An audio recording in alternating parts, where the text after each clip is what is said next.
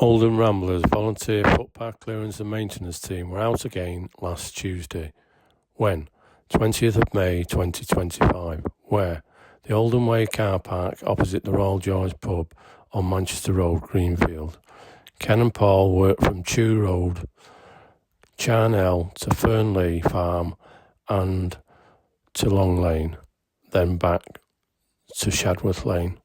Kevin and Tony from Dysarts to Strawberry Lane and then on to Quick in Mossley. What? Continued working on the Oldham Way. After wrecking, we installed 2 new posts, reinstalled an existing signpost, removed old waymarkers of existing posts and fixed new waymarkers. Who?